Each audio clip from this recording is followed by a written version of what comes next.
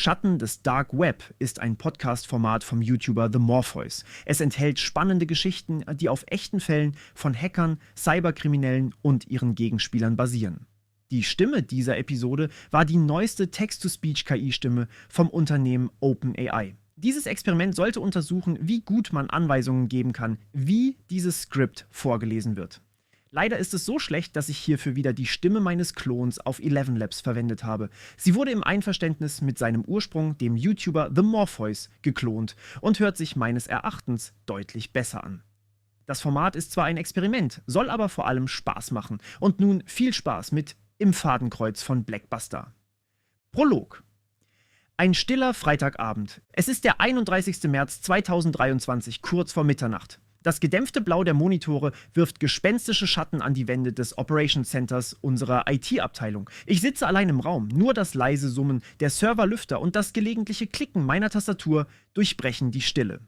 Eigentlich sollte es ein ruhiger Freitag sein, doch dann explodiert mein Bildschirm förmlich mit Alarmmeldungen. Wie ein digitaler Tsunami überfluten sie meinen Monitor. Erst fallen einzelne interne Dienste aus, dann überschlagen sich die Meldungen. Eine Kollegin ruft mich an, ihre Stimme vor Panik überschlagend. Keiner kommt mehr an seine Dateien, alle E-Mail-Konten sind gesperrt. Was zum Teufel passiert hier? Mein Mund wird trocken, während ich hektisch durch die Logdateien scrolle. Dort, zwischen den Tausenden von normalen Einträgen, entdecke ich sie. Eine Serie ungewöhnlicher Anmeldeversuche. Ein Administrator-Account, der gleichzeitig auf Dutzende Systeme zugreift. Dieses Muster kenne ich aus Sicherheitsberichten. Meine Finger zittern, als ich ins Chatfenster des Notfallteams tippe. Möglicherweise Ransomware-Angriff in vollem Gange. Die Worte hängen wie ein Todesurteil über der Konversation. Jemand flucht leise im Hintergrund. Wir alle wissen, wenn sich dieser Verdacht bestätigt, kämpfen wir möglicherweise einen bereits verlorenen Kampf. Auf dem Bildschirm vor mir öffne ich die Ereignisanzeige eines Dateiservers. Was ich sehe, lässt mein Herz stocken. Massenhaft umbenannte Dateien, alle mit der gleichen neuen Endung. Buster. Der Server wurde im abgesicherten Modus neu gestartet. Eine klassische Angriffssignatur. Blackbuster, flüstere ich, während kalter Schweiß meine Wirbelsäule hinabrinnt. Als ich mich per Remote Desktop auf den Server schalte, bestätigt sich meine schlimmste Befürchtung. Der Bildschirm ist pechschwarz und in kalten weißen Lettern prangt die Botschaft Your network is encrypted by the Blackbuster Group. Instructions in the file readme.txt. Mit zitternden Fingern öffne ich die Textdatei. Keine konkreten Forderungen, keine Geldsumme, nur die Anweisung, eine Tor-Adresse aufzusuchen und einen personifizierten Code einzugeben. Das klassische Vorgehen professioneller Cyberkrimineller, die ihre Kommunikation ins Darknet verlagern. Während ich die Nachricht lese, klingelt mein Telefon ununterbrochen. Immer mehr Systeme fallen aus. Unsere Active Directory-Domäne, das digitale Herzstück unseres Unternehmens, zeigt Anzeichen einer vollständigen Kompromittierung. Ein komplettes Albtraum-Szenario. Die Angreifer haben die Kontrolle über unsere gesamte digitale Infrastruktur übernommen. Ich erinnere mich an die Berichte über ABB, einen Schweizer Technologiekonzern, der ebenfalls von Blackbuster heimgesucht wurde. Hunderte Systeme verschlüsselt, sensible Daten gestohlen. Nun sind wir die Nächsten auf ihrer Liste. Isoliert alles, rufe ich ins Telefon, trennt die VPN-Verbindungen, kappt den Zugang zu Partnerfirmen. Während wir verzweifelt versuchen, die digitale Blutung zu stoppen, schießt mir ein Gedanke durch den Kopf. Wer sind diese Leute? Und wie konnten sie uns so vollständig überrumpeln? Blackbuster, Aufstieg einer neuen Hackergruppe. Der Name Blackbuster hallte in den letzten Monaten wie ein unheimliches Echo durch die Cybersicherheitsgemeinschaft. Diese russischsprachige Ransomware-Bande tauchte erstmals im Frühjahr 2022 auf. Scheinbar aus dem Nichts. Und doch mit der Präzision und Effizienz einer langjährig etablierten Organisation. Die Spuren waren unverkennbar. Kaum 2 Monate zuvor hatte sich die berüchtigte Hackergruppe Conti aufgelöst, deren Mitglieder in der Unterwelt des Darknets untertauchten. Sicherheitsexperten waren sich einig. Blackbuster war keine Neugründung, sondern eine Reinkarnation. Ehemalige Conti- und Reveal-Mitglieder, die unter neuer Flagge operierten. Die Beweise dafür lagen in den Details. Die skrupellose Professionalität ihrer Angriffe, die russischsprachige Kommunikation, ihr Verzicht auf die übliche Rekrutierung in öffentlichen Untergrundforen. Blackbuster war die Hydra der Cyberkriminalität, ein abgeschlagener Kopf, der in neuer Gestalt nachwuchs. Der Aufstieg der Gruppe war so rasant wie erschreckend. In den ersten 3 Wochen ihres Bestehens fielen ihnen bereits ein Dutzend Organisationen zum Opfer. Die Deutsche Windtechnik, ein Unternehmen für Windenergie, war eines der ersten bekannten Ziele im April 2022. Seitdem ist die Liste der Opfer auf über 500 Organisationen weltweit angewachsen. Von US-Medienkonzernen wie Dish Network über die American Dental Association bis zum Schweizer Technologiegiganten ABB, die Liste liest sich wie ein Who's Who der Weltwirtschaft. Selbst kritische Infrastrukturen blieben nicht verschont. Insgesamt hat Blackbuster bereits 12 der 16 kritischen Sektoren in den USA angegriffen, darunter Gesundheitswesen und Energieversorgung. Der geografische Fokus ihrer Angriffe ist ebenso erschreckend systematisch. 61,9% ihrer bekannten Opfer sitzen in den USA, 15,8% in Deutschland. Genau jene Länder, für die die Gruppe in Untergrundforen gezielt nach Zugangsdaten suchte. USA, Kanada, Großbritannien, Australien, Neuseeland. Das Geschäftsmodell von Blackbuster ist so einfach wie effektiv. Ransomware as a Service, RAS. Die Erpressungsmasche brachte gewaltige Summen ein. Mindestens 107 Millionen US-Dollar in Bitcoin-Zahlungen von über 90 Opfern in weniger als 2 Jahren. Einzelne Unternehmen überwiesen bis zu 9 Millionen Dollar in einem einzigen Angriff. Ihre bevorzugte Methode ist die doppelte Erpressung. Erst stehlen sie vertrauliche Daten, dann verschlüsseln sie die Systeme. So können sie maximalen Druck ausüben. Bezahlt das Opfer nicht, werden die gestohlenen Informationen auf ihrem zynisch benannten Leak-Portal Buster News im Darknet veröffentlicht. Die technische Vorgehensweise folgt einem präzisen Muster. Der Initialzugriff erfolgt häufig durch Spear-Phishing, gezielte E-Mails mit schadhaften Anhängen, die Schadsoftware wie Quackbot einschleusen. Dieser digitale Türöffner ermöglicht den Hackern einen ersten Zugang zum Firmennetz. Alternativ nutzen sie bekannte Sicherheitslücken in Fernwartungssoftware wie ConnectWise oder schlecht gesicherte VPN-Zugänge. Ihre Palette reicht vom klassischen Social Engineering-Trick bis zum hochmodernen Zero-Day-Exploit. Nach dem ersten Eindringen setzen die Angreifer Post-Exploitation-Tools wie Cobalt Strike ein, ein legales Penetrations-Testing-Werkzeug, das in falschen Händen zur gefährlichen Waffe wird. Sie lesen Zugangsdaten aus dem Speicher aus, Credential-Dumping und verschaffen sich Administratorrechte. Mit diesen erweiterten Rechten bewegen sie sich lateral durch das Netzwerk, installieren Backdoors und deaktivieren Sicherheitsmechanismen. Ihr eigenes Tool Backstab schaltet Virenschutz und Endpoint Detection Response, EDR-Systeme aus. Alternativ starten sie die Rechner im abgesicherten Modus, in dem die meisten Schutzmechanismen deaktiviert sind. All diese Erkenntnisse teile ich mit meinem Team, während wir fieberhaft versuchen, den Umfang des Schadens zu erfassen.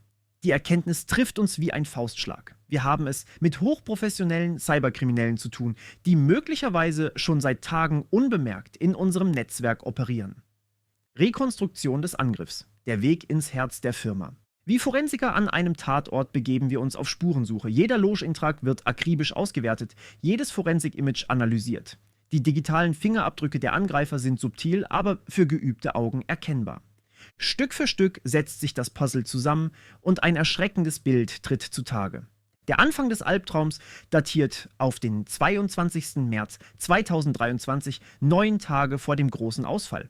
In den E-Mail-Logs finden wir den Ursprung. Eine Phishing-Mail mit einem ISO-Abbild als Anhang, adressiert an einen Mitarbeiter in der Buchhaltung. Diese exakte Methode Quackbot, versteckt in einem Disk-Image, wurde erst kürzlich von Sicherheitsforschern mit Blackbuster in Verbindung gebracht. Sie waren hier die ganze Zeit, murmelt mein Kollege aus der Forensik, als wir auf den Eintrag stoßen. Seine Augen sind gerötet von stundenlangem Starren auf den Bildschirm. Der Mitarbeiter öffnete die Datei, ein schädliches Skript wurde ausgeführt und die Angreifer hatten ihren Fuß in der Tür. Vielleicht nutzten sie auch gestohlene Zugangsdaten, die sie im Darknet erworben hatten. Blackbuster ist bekannt dafür, Credentials im Untergrund zu kaufen. Unmittelbar nach dem ersten Zugriff installierten sie eine Backdoor. Vermutlich Quackbot, wie typische Spuren in der Registry und ungewöhnlicher Netzwerkverkehr verraten.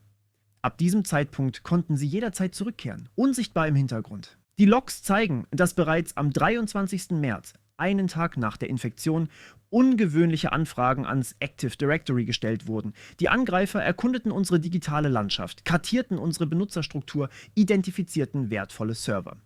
Der 25. März markiert einen entscheidenden Wendepunkt. Auf einem unserer Server wird die berüchtigte Hacker-Software Mimikatz ausgeführt, ein Tool zum Stehlen von Passwörtern aus dem Arbeitsspeicher. Mit diesen geklauten Credentials erlangten die Eindringlinge administrative Zugänge, möglicherweise sogar zum Domänen-Admin-Konto. Sie hatten die Schlüssel zum Königreich, flüstert meine Teamleiterin entsetzt, als wir diese Erkenntnis teilen. Ab dem 26. März sehen wir, wie sie sich von System zu System bewegten. Wie digitale Schatten huschten sie durch unsere Infrastruktur, hinterließen kaum Spuren. Neue Remote-Logins tauchen auf mehreren Servern auf, verteilt über PSExec, Windows Management Instrumentation oder RDP. Sie installierten Cobalt Strike Beacons, digitale Leuchtfeuer, die ihnen permanenten Zugang garantierten. Der 28. März bringt die Katastrophe. Sie übernehmen unseren Hauptdomänen-Controller, das Herzstück unseres Netzwerks. Ab diesem Zeitpunkt konnten sie sich als beliebige Benutzer ausgeben und Gruppenrichtlinien ändern. In einem besonders perfiden Schachzug programmierten sie am 29. März per Gruppenrichtlinie ein Skript, das auf allen PCs ausgeführt werden sollte, der Zünder für die Ransomware-Bombe, die 2 Tage später explodieren würde. Zwischen dem 27. und 30. März beginnt die Datenexfiltration. Die Traffic-Logs zeigen abnorme Datenübertragungen zu externen IP-Adressen. Ein Rechner in der Buchhaltung übertrug stundenlang Daten nach außen, Kundendatenbanken, Personalakten, sensible Geschäftsdokumente. Sie haben einen eigenen FTP-Server auf einem kompromittierten System eingerichtet, erklärt einer unserer Forensiker. Von dort haben sie alles gebündelt und ins Internet hochgeladen. Später schätzen wir, dass etwa 4% unserer Serverdaten abgegriffen wurden, darunter hochsensible Kundeninformationen, Finanzdaten und persönliche Dokumente. Der 31. März markiert den Höhepunkt des Angriffs. In den frühen Morgenstunden aktivieren die Täter ihren Verschlüsselungsvorgang. Automatisierte Skripte verteilen die Ransomware-Binary innerhalb von Minuten auf zahlreiche Server und Clients. Die Malware löscht Schattenkopien, deaktiviert die Systemwiederherstellung, erzwingt den Neustart im abgesicherten Modus. Dort setzt sie ungestört die Dateiverschlüsselung fort. Sämtliche Dateien werden mit starken Algorithmen verschlüsselt und erhalten die unverkennbare Endung .basta. Auf jedem System erscheint die Lösegeldforderung als Textdatei. Der Desktop-Hintergrund wird schwarz mit weißer Schrift. Your network is encrypted by the Black Basta Group. Innerhalb weniger Minuten fällt ein großer Teil unserer Infrastruktur aus. Ein perfekt orchestrierter digitaler Überfall. Während wir diesen Ablauf rekonstruieren, wird mir die erschreckende Präzision des Angriffs bewusst. Diese Taktiken und Techniken finden sich im MITRE ATT-NCK Framework wieder, dem Standardkatalog für Cyberangriffe, Initial Access via Spearphishing, Ausnutzen öffentlicher Schwachstellen, Missbrauch gültiger Accounts, Credential Dumping mit Mimikatz, Lateral Movement mit PSExec, Datenexfiltration über eigene Protokolle und schließlich Dateiverschlüsselung als finaler Impact. Unsere Firma war kein spezielles Einzelziel, sondern ein weiteres Opfer in einer Serie, die nach bewährtem Muster ablief. Doch für uns, die mittendrin stehen, ist es zutiefst persönlich. Es sind unsere Server, unsere Daten, unsere Kollegen, die betroffen sind, das Ultimatum der Erpresser. Während wir verzweifelt versuchen, die Schäden einzudämmen, tickt die Uhr bereits gegen uns. Auf jedem verschlüsselten System prangt die unmissverständliche Nachricht, zahlt innerhalb einer bestimmten Frist oder eure Daten werden veröffentlicht. Und in der readme.txt fehlt ein konkreter Betrag. Stattdessen finden wir einen einzigartigen Identifikationscode und eine Tor-Adresse für die Kontaktaufnahme. Black Basta gewährt typischerweise 10 bis 12 Tage Zeit, bevor sie mit der Veröffentlichung von Daten auf ihrem Leak-Portal drohen. Wir müssen wissen, was sie genau wollen, entscheidet die Geschäftsführung nach einer hektischen Krisensitzung. Aber nur zu Informationszwecken. Mit einem isolierten, sicheren Rechner öffne ich den Tor-Browser und navigiere zur angegebenen Adresse. Mein Herz hämmert gegen meine Rippen, als ich den Code eingebe. Sekunden später öffnet sich eine schlichte Chat-Oberfläche. Ein Pseudonym-Account auf der anderen Seite wartet bereits. Die erste Nachricht erscheint auf dem Bildschirm und ich lese sie laut vor. Hello Capita Team, you have 700 gigabytes of sensitive data in our possession. If you want to prevent its publication, you must pay 50 Bitcoin. 50 Bitcoin, umgerechnet etwa 1,5 Millionen US-Dollar. Die Forderung ist schwindelerregend, aber nicht ungewöhnlich für diese Gruppe.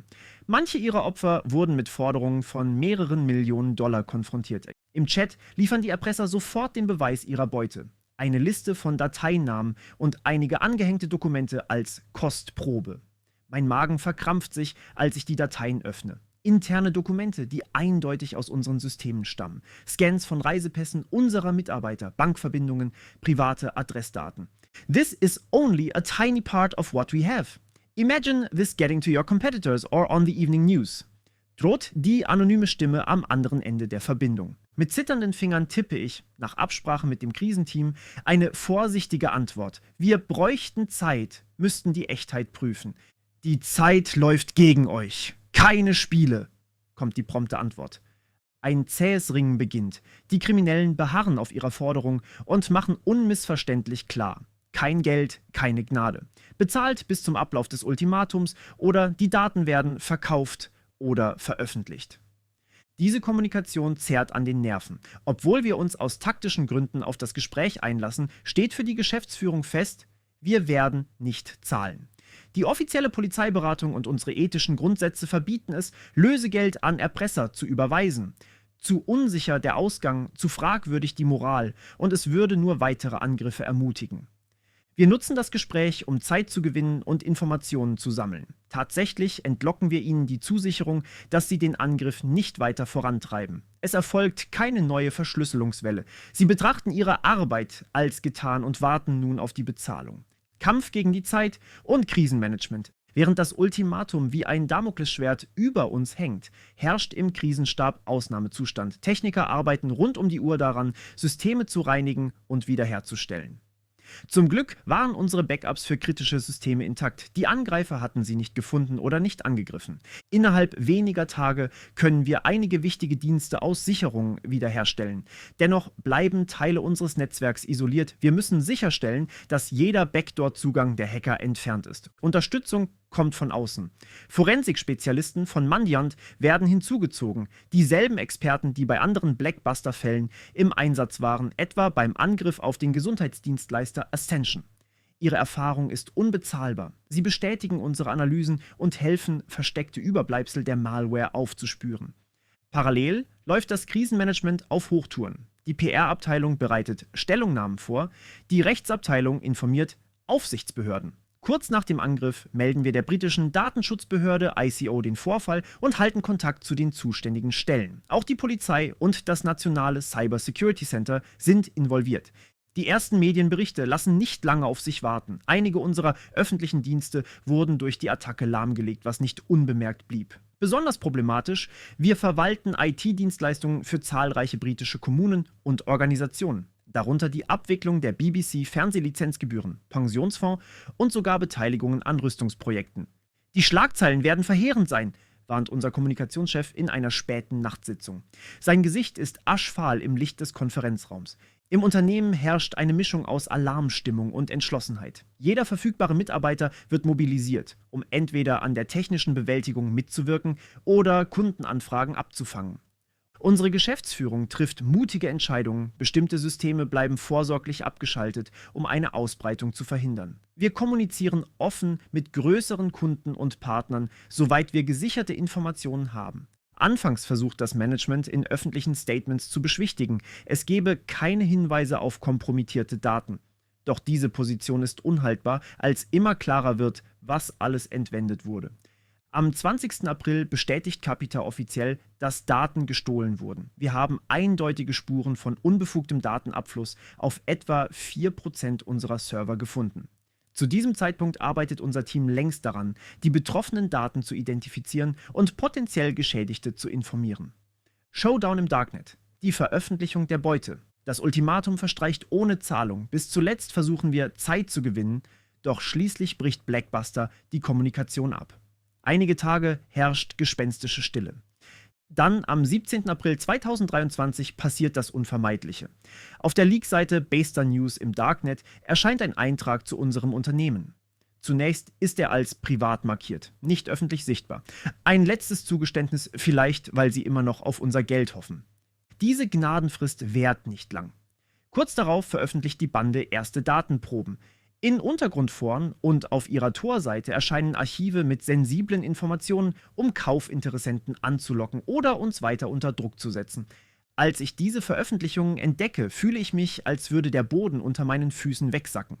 Unter den Dateien befinden sich persönliche Bankdaten, Adresslisten, Scan-Kopien von Ausweisdokumenten, sogar Reisepass-Scans von Mitarbeitern und vertrauliche Einstellungszusagen. Es ist, als würden unsere intimsten Geheimnisse auf dem Marktplatz ausgebreitet, sagt mein Vorgesetzter mit belegter Stimme, als wir die Veröffentlichungen sichten. Blackbuster fügt in ihrem Eintrag höhnisch hinzu, dass sie die kompletten gestohlenen Daten Bieter versteigern oder frei veröffentlichen werden, sollte keine Einigung erzielt werden. In den Medien überschlagen sich die Meldungen. Zeitungen berichten, dass Millionen von Datensätzen von Rentenfonds und Kunden betroffen sein könnten. Der Telegraph titelt mit der größten Datenpanne des Jahres. Für unser Unternehmen bedeutet dies einen gewaltigen Imageschaden. Die ohnehin schon durch den Betriebsstillstand entstandenen Kosten, allein 15 bis 20 Millionen Pfund für Wiederherstellung und Expertenhonorare, werden vermutlich noch durch Strafzahlungen und Klagen ergänzt. Tatsächlich wird bereits wenige Wochen später die erste Sammelklage von Betroffenen gegen uns vorbereitet. Die Kanzlei Barings Law sammelt Mandanten für eine Schadensersatzklage wegen der Datenschutzverletzung. Unsere Geschäftsleitung sieht sich gezwungen, öffentlich Abbitte zu leisten. In einer Pressemitteilung heißt es, man arbeite eng und mit Hochdruck mit Spezialisten und Forensikern zusammen, um den Vorfall aufzuklären und die Sicherheit zu verbessern. Man betont, dass der Angriff unterbrochen werden konnte, bevor noch größerer Schaden entstand. Was tatsächlich stimmt, denn immerhin konnten wir einen Teil der Systeme retten. Dennoch, einige Daten sind nun unwiederbringlich in fremden Händen. Nachspiel und Erkenntnisse. In den Wochen nach dem Angriff kehrt allmählich so etwas wie Normalität zurück. Unsere wichtigsten Systeme laufen wieder stabil. Wir haben jedes Byte des Netzwerks durchleuchtet, zahllose Server neu aufgesetzt, Passwörter im gesamten Unternehmen zurückgesetzt. Externe Sicherheitsberater haben Schwachstellen identifiziert, die wir schleunigst schließen.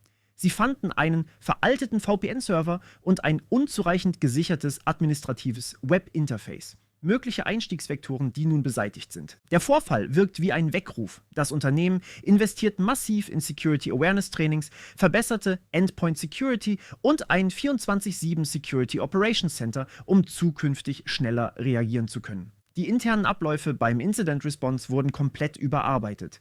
Es gibt nun einen detaillierten Notfallplan für künftige Angriffe, ein schwacher Trost angesichts des erlittenen Schadens, aber ein notwendiger Schritt. Ich persönlich ziehe aus diesem traumatischen Erlebnis viele Lehren. Als IT-Sicherheitsanalyst habe ich hautnah erlebt, wie raffiniert und organisiert Cyberkriminelle vorgehen können. Blackbuster schaffte es, uns 9 Tage lang unbemerkt auszuspionieren, systematisch unsere Schutzmechanismen zu umgehen und am Ende verheerenden Schaden anzurichten. Hätten wir eine strengere Überwachung auf Anomalien gehabt oder früher auf Warnzeichen reagiert, wäre der Ablauf vielleicht zu stoppen gewesen, bevor es zur Verschlüsselung kam. Stattdessen konnten die Angreifer den maximalen Schaden anrichten. Dennoch gibt es einen kleinen moralischen Sieg. Wir haben der Erpressung nicht nachgegeben. Unsere Daten wurden teilweise veröffentlicht, aber wir haben dadurch auch ein Zeichen gesetzt, dass solche Taten nicht einfach belohnt werden. Interessanterweise kamen Monate später interne Chats der Blackbuster-Gang selbst ans Licht, geleakt durch zerstrittene Bandenmitglieder. Fast 200.000 Zeilen an Chatprotokollen gewährten der Sicherheitscommunity intime Einblicke in die Vorgehensweisen der Gruppe. Die Jäger wurden selbst zur Beute, kommentiert ein Kollege sarkastisch, als wir die Nachrichten lesen. Die Chats offenbaren interne Konflikte und detaillierte Informationen darüber, wie sie ihre Angriffe planten. Für uns Verteidiger sind diese Protokolle eine Goldgrube. Sie bestätigen viele unserer Erkenntnisse und zeigen, dass selbst Top-Hacker nicht unfehlbar sind. Ich blicke zurück auf jene Tage im März und April 2023 wie auf einen dunklen Thriller, dessen unfreiwilliger Protagonist ich wurde. Die Jagd durch Logdateien, das Katz-und-Maus-Spiel im Darknet, der Showdown mit den Erpressern. Es klingt wie Fiction, war aber blutige Realität. Durchwachte Nächte, zermürbender Druck und die ständige Frage, wie konnten wir das nicht kommen sehen? Blackbuster hat uns an unsere Grenzen geführt, doch wir haben auch bewiesen, dass man sich selbst von so perfiden Gegnern nicht völlig in die Knie zwingen lassen muss. Unsere digitale Spurensuche hat das Verbrechen aufgeklärt, die Täter identifiziert und ihre Methoden entlarvt. Vielleicht haben wir damit einen kleinen Beitrag geleistet, dass diese Gruppe eines Tages zur Rechenschaft gezogen wird. Bis dahin heißt es für uns alle in der IT-Sicherheit: wachsam bleiben, aus Fällen wie diesem lernen und darauf vorbereitet sein, dass der nächste Angriff bereits in den Schatten lauert. Denn in der Welt der Cyberkriminalität gibt es keine endgültigen Siege, nur Schlachten, die man verliert oder überlebt. Und Blackbuster ist nur eine von vielen Hydra-Köpfen, die nach jedem Abschlagen in neuer Gestalt nachwachsen.